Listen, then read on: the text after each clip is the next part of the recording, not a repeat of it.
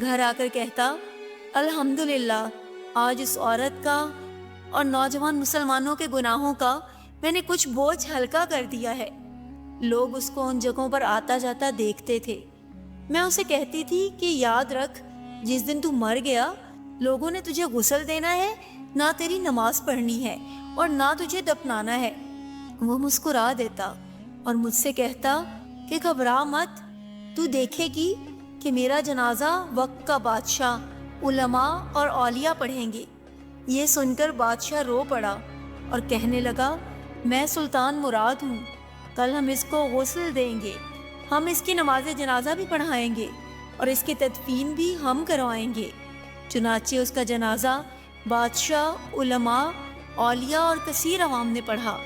آج ہم بظاہر کچھ دیکھ کر یا محض دوسروں سے سن کر اہم فیصلے کر بیٹھتے ہیں۔ اگر ہم دوسروں کے دلوں کے بھید جان جائیں تو ہماری زبانیں گونگی ہو جائیں گی۔